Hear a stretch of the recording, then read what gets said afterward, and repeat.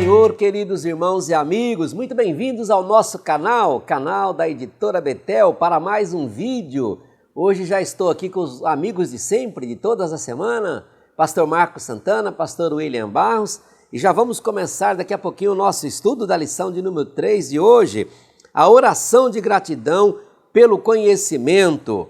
Então eu quero agradecer a você que já se inscreveu em nosso canal, curtiu, compartilhou, comentou. Quero agradecer o grande público da Rádio Família 97.1, a todos vocês que têm caminhado conosco até agora. Pega a sua Bíblia, a sua revista, o planinho de aula, uma caneta, porque vai começar agora. A paz do Senhor, Pastor William, seja bem-vindo a mais um estudo. Pastor Prates, Pastor Marcos e a todos vocês que estão conosco para mais esta aula, vamos ler o nosso texto áureo.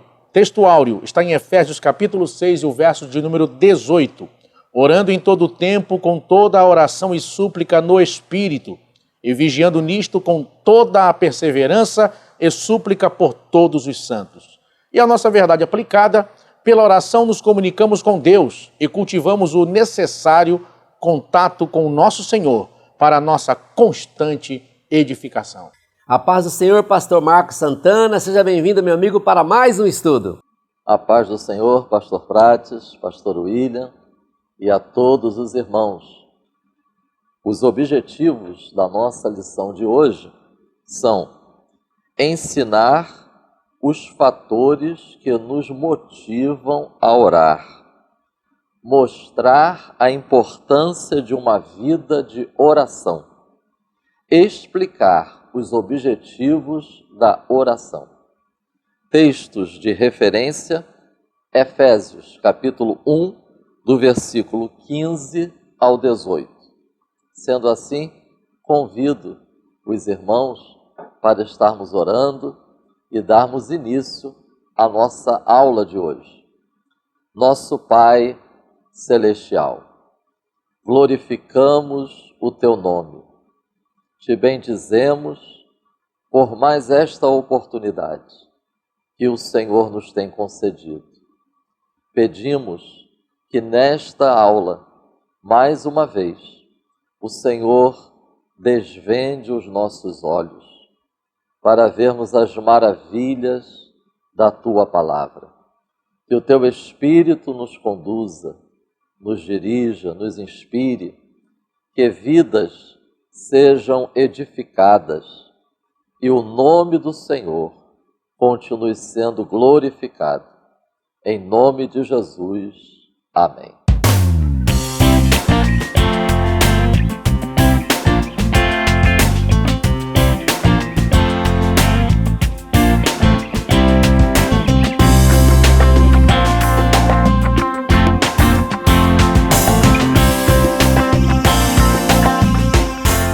Meus irmãos, o nosso texto áureo, ele nos lembra que o fato de nós sermos abençoados, conforme nós vimos exposto em Efésios capítulo 1, do versículo 1 ao versículo 15, não significa que a nossa jornada aqui nesta terra é fácil. Por isso, é importante nós detalharmos aqui para os irmãos que Efésios 6,18, que é o nosso texto áureo, que é aquela parte final, quando fala da armadura de Deus, mesmo o discípulo de Cristo, estando armado dos pés à cabeça, é necessário vigilância, oração, perseverança e intercessão de uns pelos outros.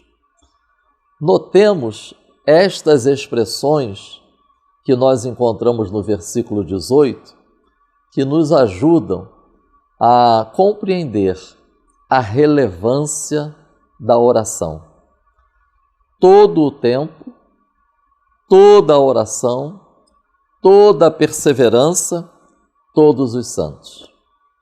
A nossa verdade aplicada, eu quero destacar, meus irmãos, que fomos eleitos, fomos redimidos, fomos adotados, como exposto nesse texto de Efésios 1.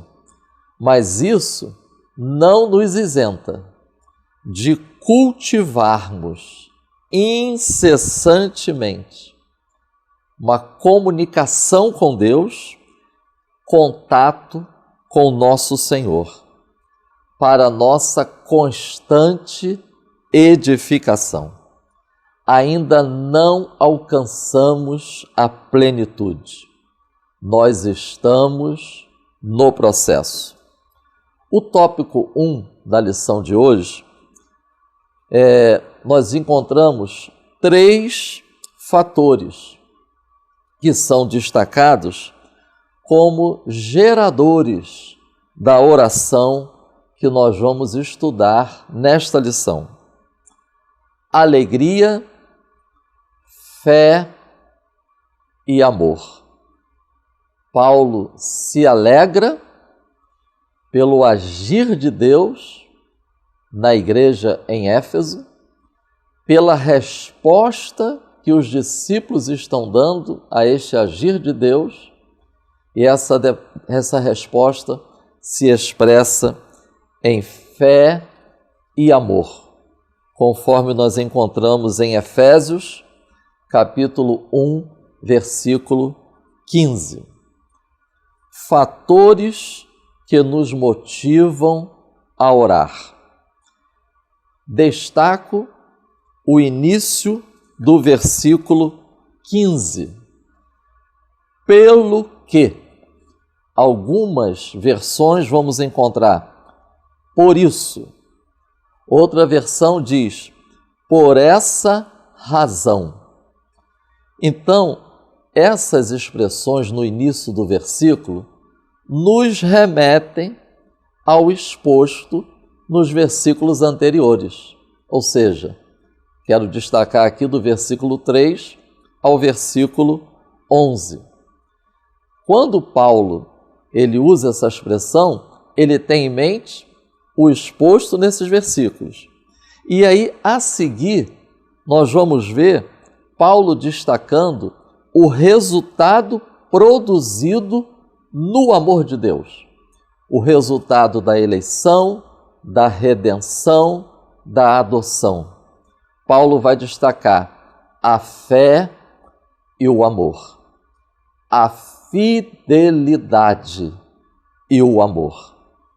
E aí, o subtópico 1.1, a oração vinda de um coração alegre, eu quero ler para os irmãos este trecho do texto. Quando nos ocupamos com o que a graça de Deus opera na vida dos santos, temos sempre muitos motivos para dar graças. A lição de hoje nos convida a ocuparmos a nossa mente e o nosso coração com o que a graça de Deus opera na vida do povo de Deus. Aí, irmãos, a importância de nós orarmos com as Escrituras. É uma excelente oportunidade para cultivarmos a prática da oração movidos por outros fatores que não sejam aqueles comumente presentes em nossa mente antes de orar. Ou seja, as necessidades percebidas ou sentidas por nós. Naturalmente, somos levados a orar por causa das necessidades que temos, por causa das necessidades que sentimos. Mas a lição de hoje é um convite para estarmos enchendo a nossa mente e o nosso coração com outros fatores. E aqui a lição enfatiza a ação da graça de Deus na vida do seu povo. Tópico 1 Ponto 2. A fé exercida pelos santos. Notemos o último parágrafo desse subtópico. Mesmo em meio a essa pressão idólatra, os crentes de Éfeso se mantinham inabaláveis e fiéis ao evangelho que haviam recebido.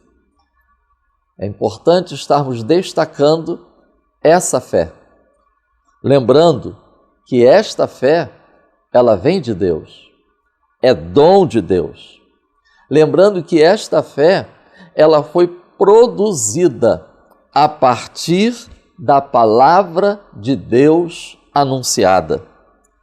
Esta reflexão nos remete a Atos dos Apóstolos, capítulo 19, versículos 4 e 5, que registra quando Paulo chega em Éfeso e encontra aqueles discípulos de João que só tinham em mente que João, ele batizava, mas Paulo disse para eles que eles crescem em Jesus Cristo.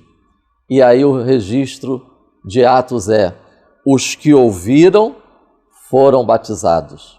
Portanto, é uma fé produzida a partir do anúncio da palavra de Deus.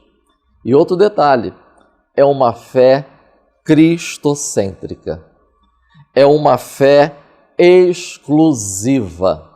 É uma fé sem mistura, sem reservas. Por isso que nós podemos também chamar esta fé, denominar de fidelidade.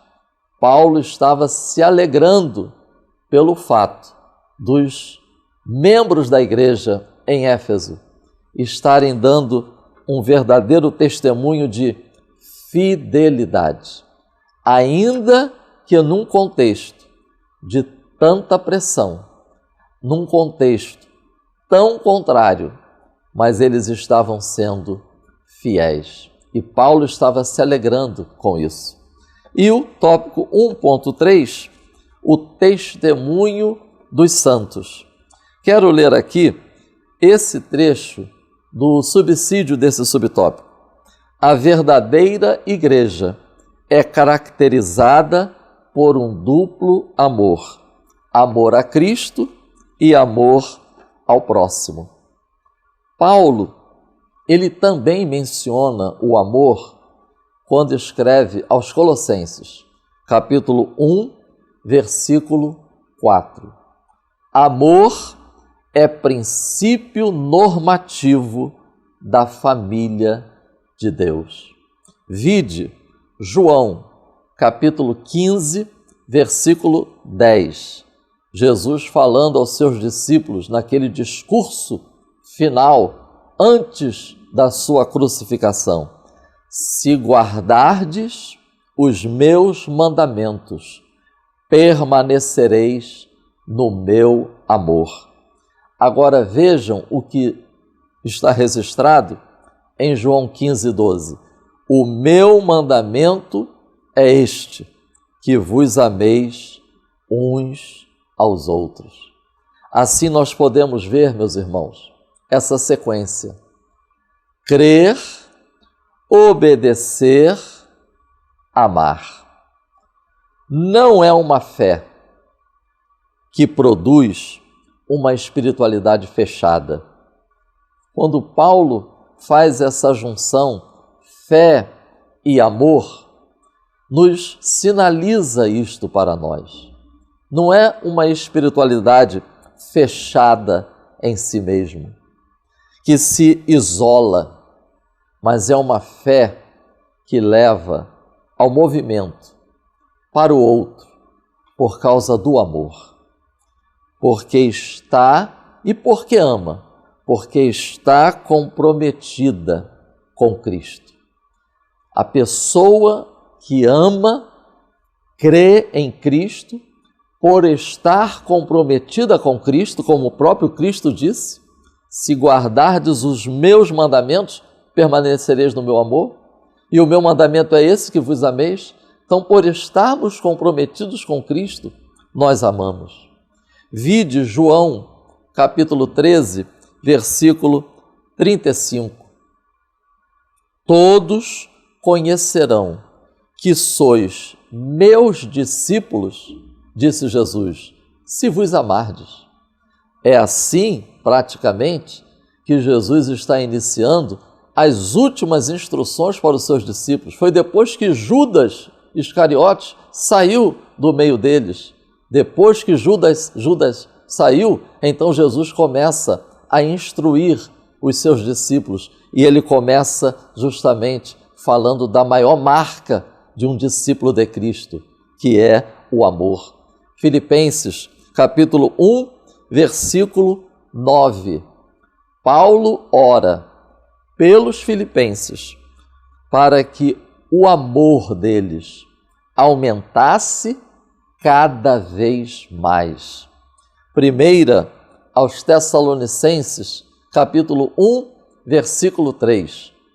Paulo, ele destaca as qualidades dos cristãos em Tessalônica. E ele fala de fé, ele fala da esperança, mas ele também fala do trabalho da caridade. Ou seja, é um amor operante.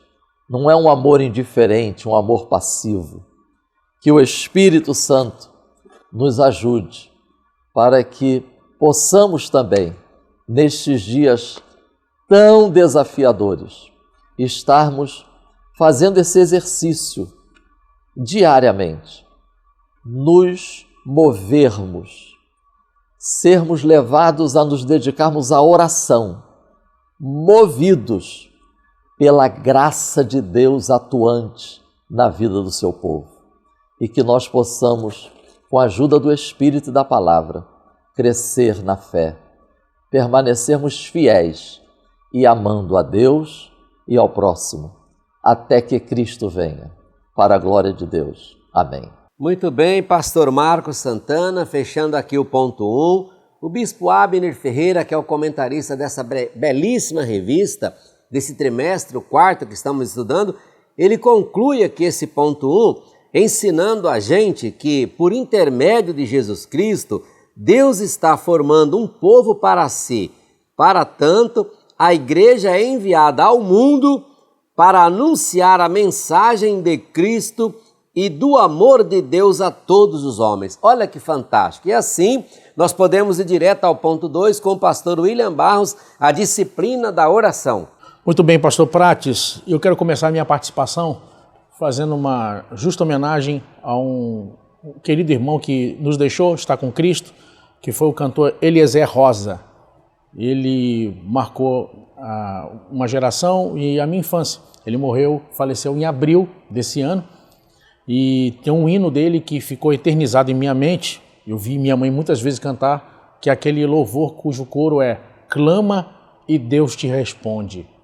Seja qual for o problema, clama que Deus te responde. E eu passo a lembrar aos irmãos que orar é mais do que apenas balbuciar algumas palavras. Como bem falou aqui o pastor Marcos Santana sobre a oração, orar é como colocar uma mão no coração e a outra no trono de Deus. Orar é ter a certeza de que suas necessidades, seus anelos, seus sonhos, seu coração está sendo ouvido, atendido, contemplado naquele momento pelo Deus Todo-Poderoso. Oração é um momento de relacionamento entre o cristão e Jesus. Orar e, mais do que isso, interceder é colocar a mão sobre o ombro de alguém e a outra também no trono de Deus.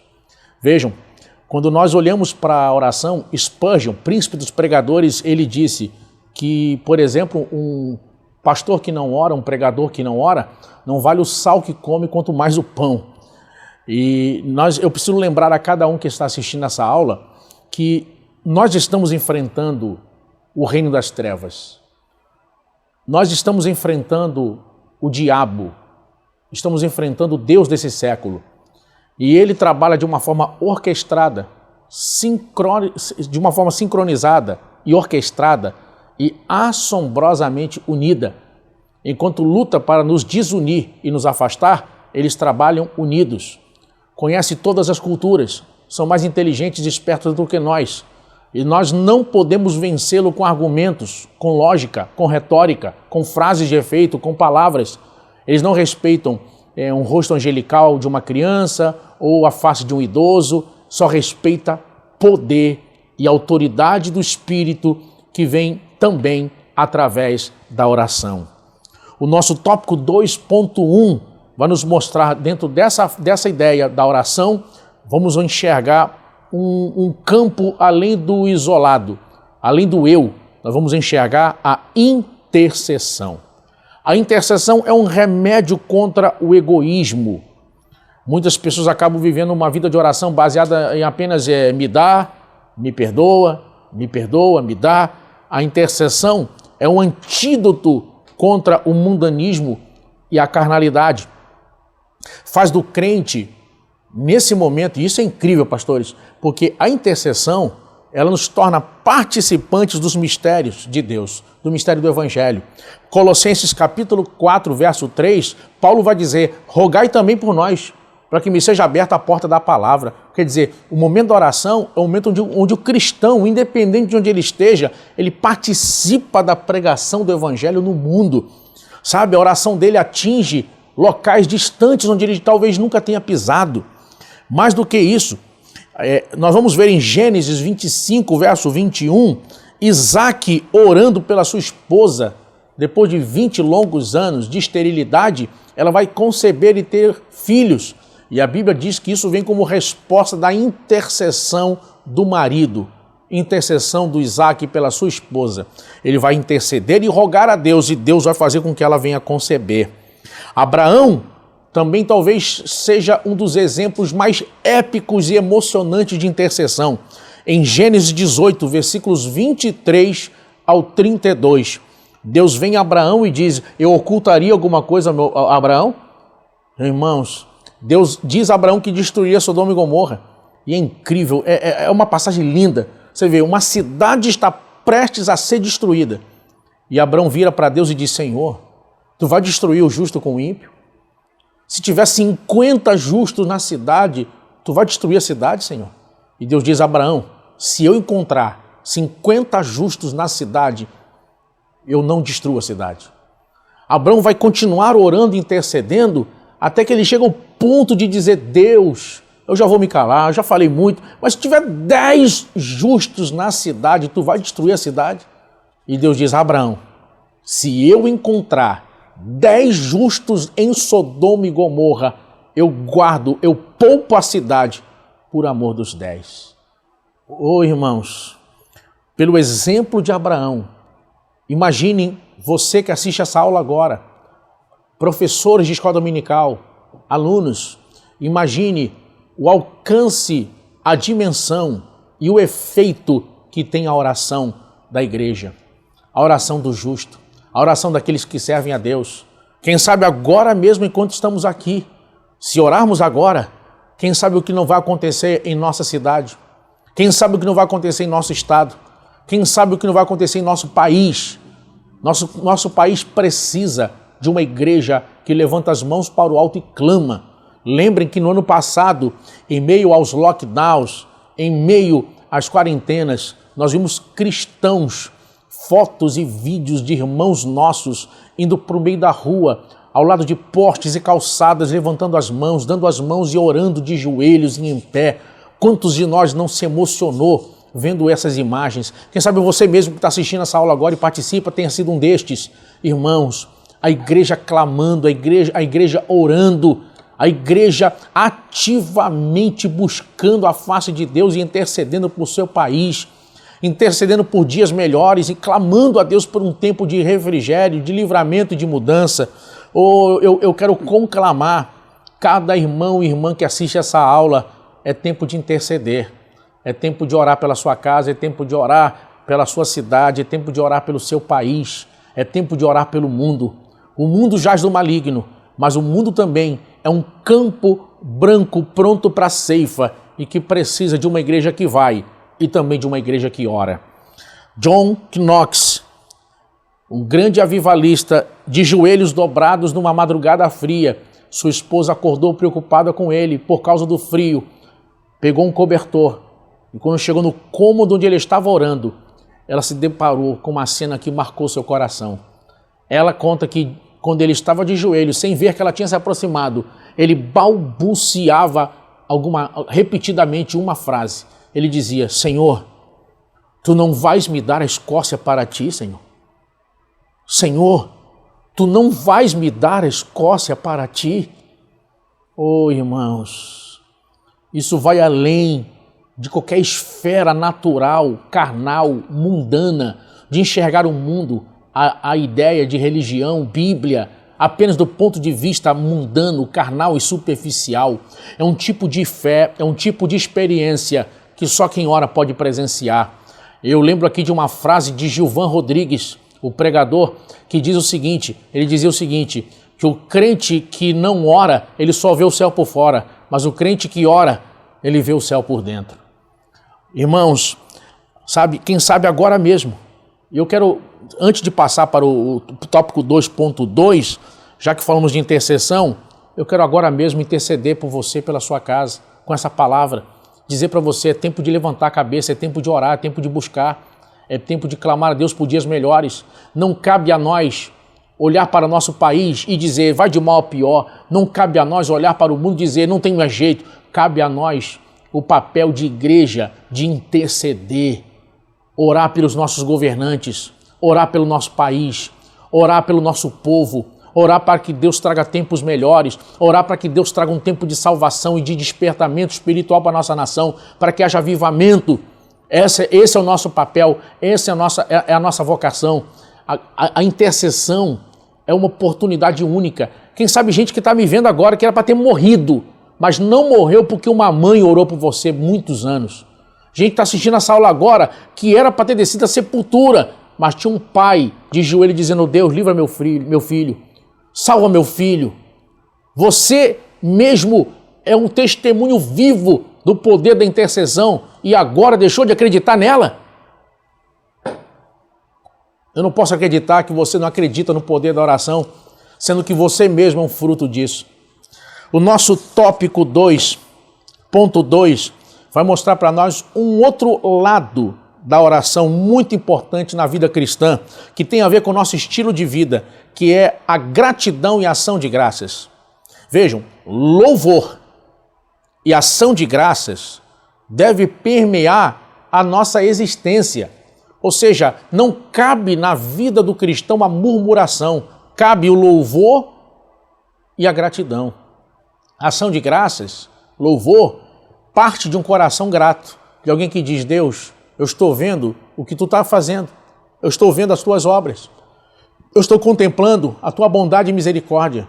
Sabe, o coração do cristão que enxerga em tudo na sua vida o favor e a bondade de Deus. A gratidão e a ação de graça, ela parte de um coração onde ele acredita que a vontade de Deus deve ser feita e não a sua própria vontade. A entrega do eu, a entrega, essa renúncia genuína e necessária. Sabe, eu lembro aqui de George Miller, chamado de o apóstolo da fé do século XIX. George Miller foi conhecido no seu tempo como o homem que orava e as coisas aconteciam. O homem que orava e as coisas se realizaram. Perguntaram uma vez a George Miller, qual é o seu segredo? Perguntaram, o pastor Prates, perguntaram a ele, você ora muito? Ele disse, eu não sei se oro muito.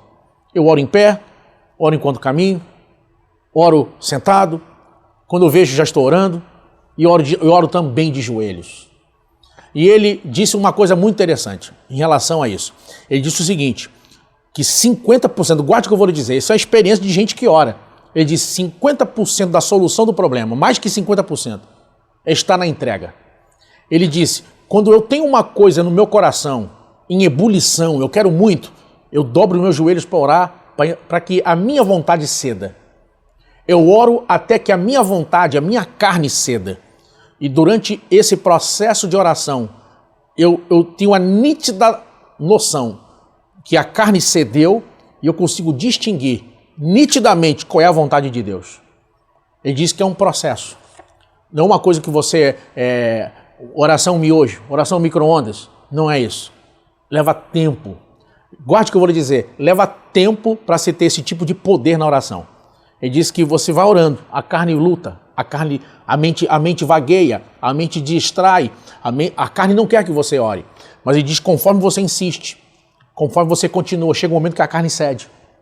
E então você sente gozo na alma, sente paz e alegria. E então fica nítido qual é a vontade de Deus dentro daquele problema, dentro daquela situação. Ele diz que quando você chega nesse nível, mais da metade do problema já está resolvido. Mais da metade da resposta já acabou ali. Por quê? Porque a vontade de Deus prevalecerá. Sabe? Gratidão e ação de graças deve, repito, ser o estilo de vida do cristão. Não viva uma vida murmurando. Não viva uma vida reclamando o tempo todo. Não viva uma vida falando mal das pessoas. Sabe? E é uma coisa desagradável. Fala a verdade. Quem aqui já não se sentiu mal perto de alguém que fala mal de todos, fala mal de tudo, só reclama da vida, reclama do governo, reclama disso, reclama daquilo, fala mal da igreja e vai falar mal de você também. Então, sabe, cultive na sua vida uma vida de louvor e gratidão, de louvar, de agradecer a Deus. Senhor, muito obrigado, Senhor. Sabe, esse tipo de vida sabe, é incompatível com a murmuração e ao mesmo tempo ela impede você de não enxergar o benefício, a bênção, a dádiva em tudo que você tem, em tudo que você possui, em tudo que acontece na sua vida. É como aquela história, eu vi o pastor, aqui mesmo em Madureira, o saudoso pastor Fanini, da Batista de Niterói. Ele esteve pregando há uns anos atrás aqui em Madureira, muitos anos. Eu lembro que eu era adolescente, eu estava aqui no culto, e ele contou uma história interessante. O Fanini contou que tinha um homem que dizia assim, tudo que Deus faz é bom, tudo que Deus faz é bom. E ele disse que o rei foi para uma batalha e acabou sendo golpeado com uma espada inimiga e perdeu uma das mãos. E aí sofreu muito para se recuperar e tal. E aí, com seu clã, ali com seu conselho, comentou sobre o assunto. E aí, esse conselheiro virou e falou, rei, tudo que Deus faz é bom. Ele falou, é bom? Perdi minha mão, a mão que eu carrego a espada. Você fala que é bom? Mandou prender ele. Vai ficar preso. O rei furioso mandou prendê-lo. O que aconteceu? Foram para uma batalha, o rei, embora não pudesse lutar, foi na frente para dar o apoio moral necessário para a tropa. Chegou lá, depois de muitos dias de batalha, muitos mortos, eles voltaram com sobreviventes. E nisso foram interceptados por um grupo canibal. O grupo canibal matou todo mundo. Quando chegou na vez do rei, viu ele sem a mão, falou, isso aí tem defeito, larga ele. E aí ele voltou correndo para o palácio. Quando chegou lá, a primeira coisa que ele fez, solta o meu conselheiro. Quando eu trouxe ele, falou assim, rapaz, quero te pedir perdão, porque eu te prendi, você, rapaz, falou certo, tudo que Deus faz é bom. Se eu tivesse com essa mão aqui, eles tinham me comido também. Ele falou, nada, rei, tudo que Deus faz é bom. Se eu tivesse solto, tinha ido, tinham me comido também. Então, irmão, louvor e gratidão. E eu termino aqui, olha, o nosso tópico 2.3 vai falar de um outro aspecto, que é a disciplina na oração. E eu gostaria de ler aqui com vocês. Olha o que diz o Bispo Abner, nosso autor da revista. No nosso tópico 2.3, eu risquei aqui, eu parafraseei aqui, eu anotei melhor. Ele vai dizer o seguinte, o bom cristão geralmente atua de 3 formas em oração. 1, para renovar-se espiritualmente. 2, quando tem uma necessidade pessoal. E 3, quando intercede por alguém. Ele colocou aqui na revista e é um bom ponto para explorar também, ser explorado pelos professores.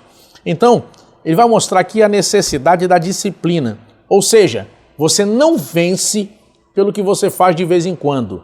Você vence pelo que você faz sempre, pelo que você faz todo dia. A diferença, aquele pastor Mike Murdock diz isso, a diferença entre os fracassados e os bem-sucedidos é que os fracassados fazem de vez em quando aquilo que os bem-sucedidos fazem sempre. Essa é a grande diferença.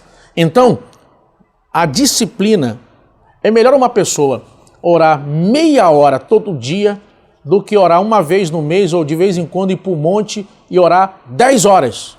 Fazer um jejum de 3 dias consecutivos. Depois passa 1 ano sem fazer o jejum e passa semanas ou meses sem orar. Esse tipo de vida não é uma vida de vitória, porque não há disciplina, não há constância. É melhor você orar pouco, mas orar sempre, do que orar muito e apenas uma vez. Então você não vence pelo que você faz de vez em quando, você vence pelo que você faz sempre.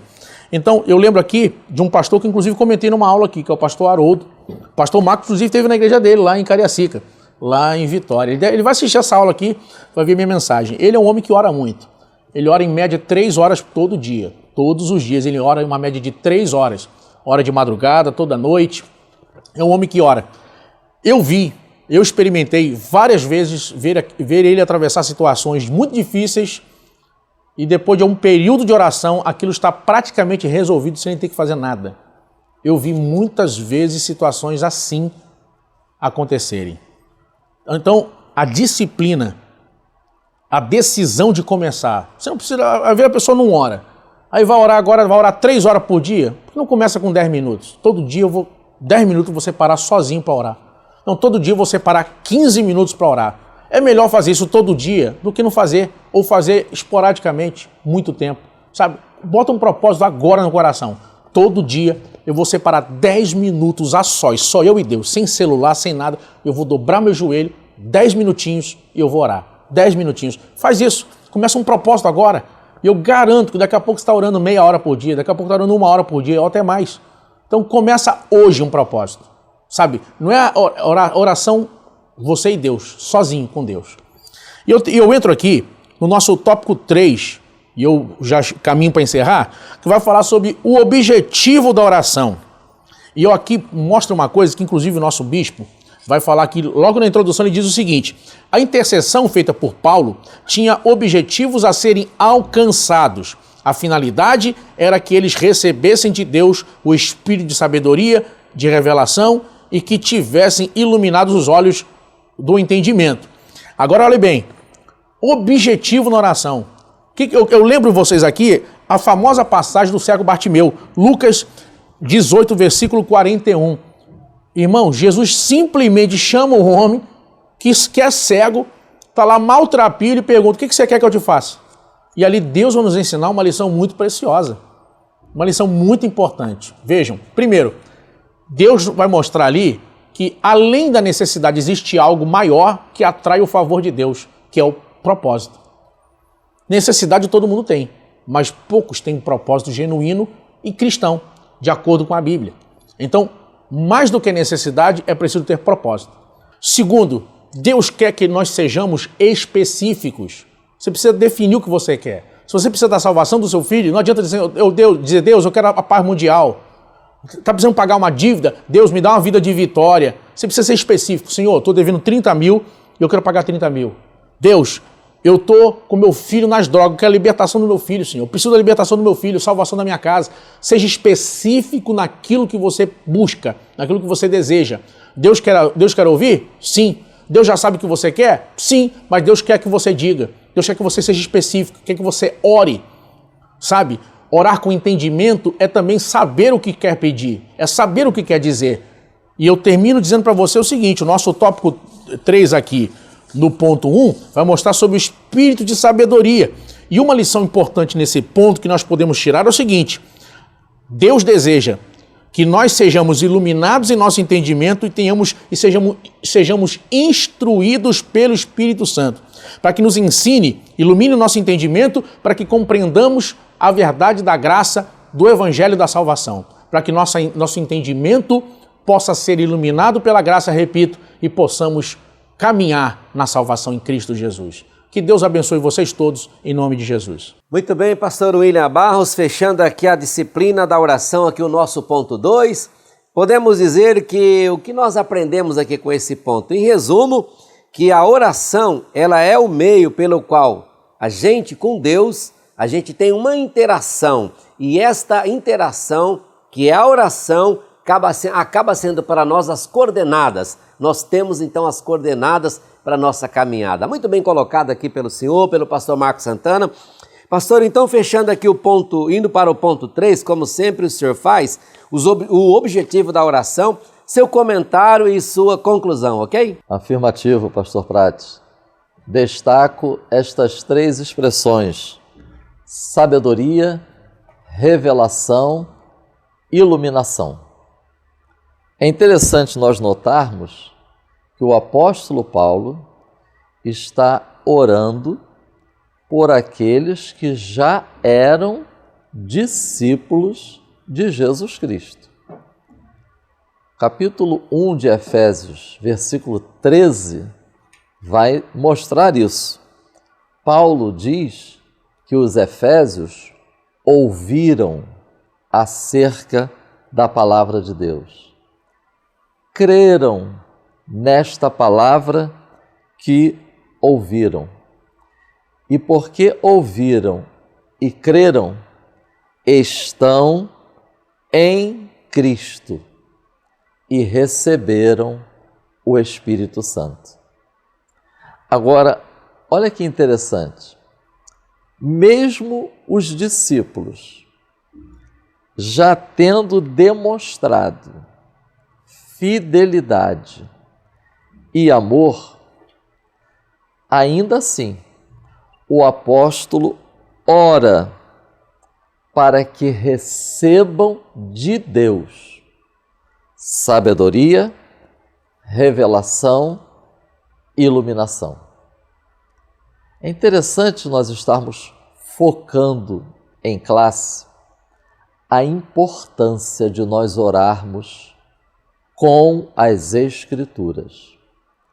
Porque eu confesso aos irmãos que se não lesse nas Escrituras o conteúdo das orações que nós encontramos, eu nunca viria à minha mente pedir a Deus estas bênçãos.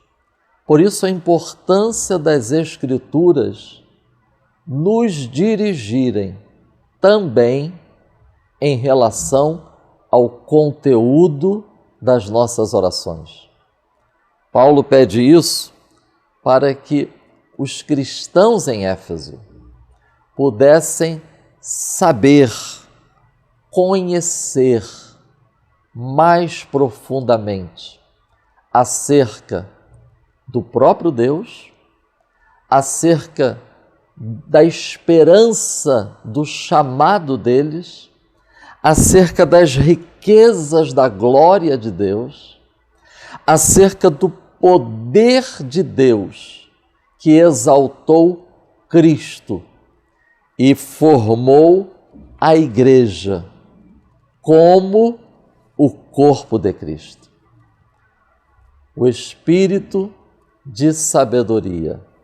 O texto da nossa lição diz: trata-se da sabedoria espiritual, que habilita o discípulo de Cristo a se aprofundar no conhecimento de Deus, considerando que a simples sabedoria humana não é capaz de entender as coisas espirituais. Compartilho com os irmãos um texto do pastor Hernandes Dias Lopes. A vida decorre da doutrina, e a doutrina é o fundamento da vida. Não podemos glorificar a Deus com a plenitude do nosso coração e com o vazio da nossa cabeça. Nem podemos glorificar a Deus com a plenitude da nossa cabeça e com o vazio do nosso coração. Conhecimento sem vida é orgulho estéril. Vida sem conhecimento é experiencialismo vazio.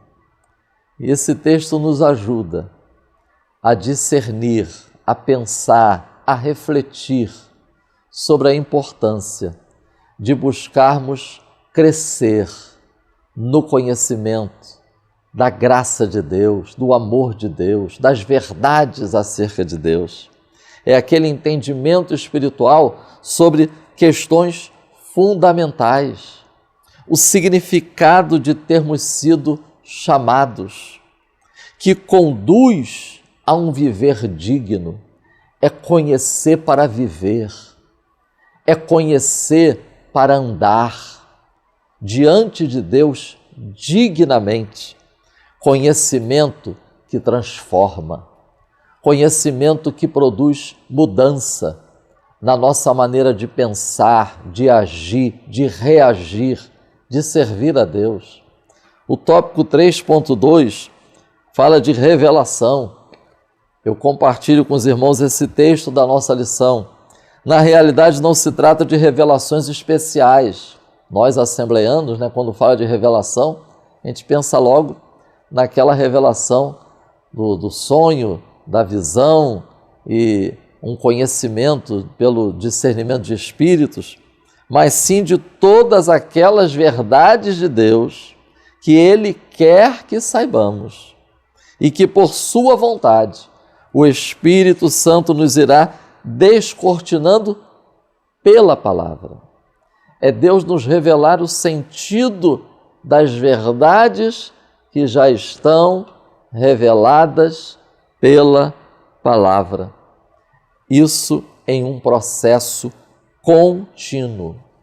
É buscar do Senhor, irmãos, uma clara percepção e compreensão, mas que seja aplicável à vida do dia a dia. É um conhecimento mais profundo da pessoa e obras de Deus, como exposto nas Escrituras. Notemos esses versículos. 1 aos Coríntios, capítulo 1, versículo 24. Paulo está dizendo: para os que são chamados, Cristo é a sabedoria de Deus. Até mesmo Jesus Cristo crucificado. Para os que são chamados, aí está a sabedoria de Deus. Capítulo 2, versículos 7 e 8 de 1 aos Coríntios. Falamos a sabedoria de Deus. E aí Paulo disse assim: se eles tivessem conhecimento da sabedoria de Deus, não teriam rejeitado a Cristo. Capítulo 2, versículo 14 de 1 aos Coríntios. O homem natural não compreende. Irmãos, por isso Paulo ora pelos Efésios, para que Deus lhes dê esse espírito de sabedoria e de revelação. Nesses dias tão desafiadores, como precisamos buscar de Deus sabedoria, revelação, buscar do Senhor que abra o nosso entendimento. Eu gosto dessa passagem, o encontro de Jesus ressuscitado com os seus discípulos. O Lucas, ele registra, abriu-lhes as Escrituras, mas também está escrito, abriu-lhes o entendimento, para que compreendessem o que acerca dele estava escrito nas Escrituras. Que Deus nos conceda esta percepção, essa clareza, esse entendimento. E o tópico 3.3, ver com o coração. Não deixem de ler Atos 26, 18, Mateus 13, 16, Hebreus 10, 32, porque muito vai contribuir nessa nossa reflexão sobre ver com o coração. Eu encerro essa minha contribuição dizendo o seguinte, irmãos: é preciso reservar tempo para pensarmos nas verdades bíblicas. Irmãos, e para pensarmos nas verdades bíblicas, pastor Prates, pastor William e irmãos em Cristo Jesus, a gente precisa estreitar a nossa relação com a palavra. Nós precisamos, como Igreja do Senhor Jesus no Brasil, a gente precisa aproveitar a bênção da liberdade que Deus tem nos dado. Irmãos, temos à nossa disposição reuniões de escola bíblica dominical. Temos à nossa disposição cultos de ensino. Temos à nossa disposição N exemplares da Bíblia, diferentes versões, Bíblias de estudo. Nós precisamos reservar tempo para pensar nas verdades bíblicas. Não basta orar, não basta assistir a um vídeo, não basta, irmãos, ficar procurando pelo YouTube, pelo Google e digitando uma palavra. Não, irmãos, nós precisamos reservar tempo para pensarmos nas verdades bíblicas. Que o Espírito Santo nos desperte, que o Espírito Santo nos conduza e que nós possamos estreitar a nossa relação com as Escrituras, fazendo nossa a oração do salmista. Desvenda os meus olhos para que eu veja as maravilhas da tua palavra. Amém. Muito obrigado, pastor Marcos Santana, fechando aqui brilhantemente, como sempre faz, o ponto 3. Eu quero concluir, nós aprendemos que, e o comentarista nos ensinou, ficando com o texto que o apóstolo Paulo escreve em sua epístola aos Romanos 12:12, onde ele diz assim: alegrai-vos na esperança, sedes pacientes na tribulação e persevere na oração. Que esta seja a minha e a sua preocupação. Eu quero agradecer a você que continuou conosco até o fim. Querendo o bom Deus, a semana que vem estaremos de volta para o estudo da lição de número 4. Vamos falar sobre a tríplice dimensão da salvação. Vamos ver quem éramos no passado, o que nos tornamos no presente e o que seremos no futuro. Fiquem ligados, vem mais um novo vídeo aí maravilhoso. Essa lição está tremenda. Vamos ter a oportunidade aí de cada semana um novo vídeo, um novo aprendizado. Meus amigos, muito obrigado, pastor William Barros, por estar conosco aqui. Pastor Marcos Santana, mais uma vez, dispondo do tempo de vocês para estar conosco aqui, compondo essa mesa para esse trabalho tão importante.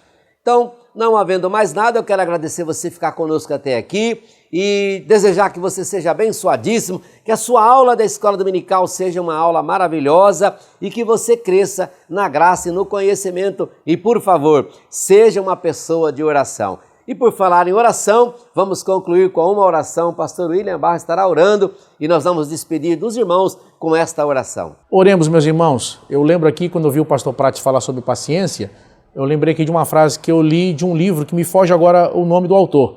O nome do livro é Intercessão. Acho que o pastor Marcos já até falou sobre ele aqui.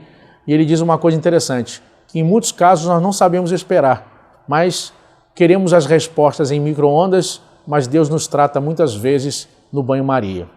Que Deus possa nos dar graça e nos sustentar. Senhor Deus, oramos a Ti, Te louvando por mais uma aula, pedindo que alunos e professores sejam ricamente edificados e abençoados nesse domingo. Ó Deus, usa cada professor e ao mesmo tempo que possamos sair dessas aulas, desse domingo, decididos a orar, viver uma vida de comunhão e relacionamento prático e estreito com o Espírito Santo. É o que eu te peço em nome de Jesus. Amém. Editora Betel, edificando a casa de Deus.